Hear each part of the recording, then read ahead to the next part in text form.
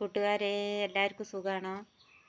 എല്ലാവരും രാവിലത്തെ ഭക്ഷണമൊക്കെ കഴിച്ചു കഴിഞ്ഞാൽ പിന്നെ എവിടെയെങ്കിലൊക്കെ മഴ കിട്ടിയോ? ഇവിടെ ഒരു മഴ ഒറ്റ പെയ്തിട്ടുള്ളൂ. പിന്നെ ഒരു തുള്ളി മഴ പോലും പെയ്യുന്നില്ല. ഈ 2 ദിവസമായിട്ട് നല്ല കാറും ഇടിയും ഒക്കെ ഉണ്ടായിരുന്നു, പക്ഷെ മഴ പെയ്തിട്ടില്ല. വെള്ളത്തിനൊക്കെ എല്ലാവർക്കും ഒരുപാട് ബുദ്ധിമുട്ടാണ്.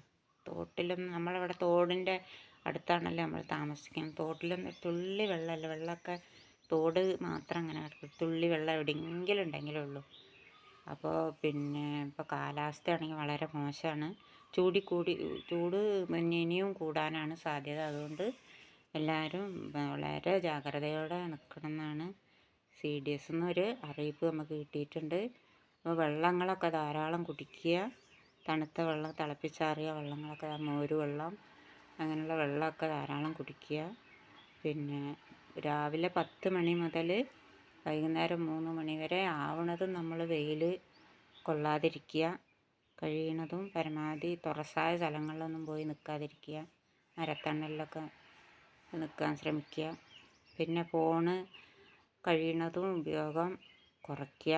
അപ്പോൾ ഈ ചൂട് കൂടുന്ന കാരണം പിന്നെ നമ്മളെ ഫോണുകളൊക്കെ പൊട്ടിത്തെറിക്കാൻ സാധ്യത ഉണ്ടെന്നാണ് പറയുന്നത്.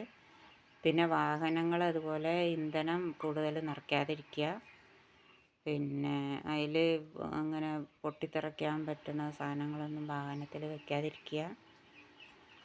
പിന്നെ യാത്ര വളരെ സൂക്ഷിച്ച് ചെയ്യുക. പരമാവധി യാത്രകൾ ഒഴിവാക്കുക.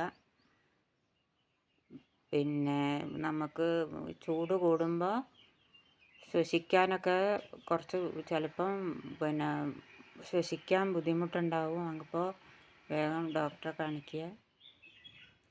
പിന്നെ ചൂട് ഉള്ള സ്ഥലത്തു നിന്ന് ഒഴിവായി മാറി നിൽക്കുക. വെള്ളം പരമാവധി കുടിക്കാൻ ശ്രമിക്കുക.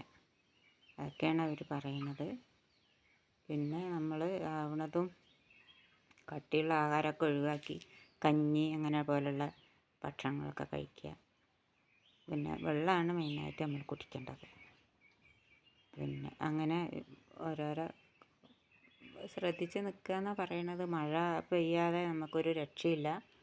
പിന്നെ വീട്ടിലായാലും ദേവാലയങ്ങളിലായാലും നമ്മൾ പരമാവധി മഴ പെയ്യാൻ വേണ്ടി പ്രാർത്ഥിക്കുക. നമ്മൾ പ്രാർത്ഥിച്ചിട്ട് മഴ പെയ്യാനുള്ള പ്രാർത്ഥന നമ്മൾ ചൊല്ലുക. അതൊക്കെ തന്നെയാണ് പറയാനുള്ളത്. എല്ലാവരും കേൾക്കണേ.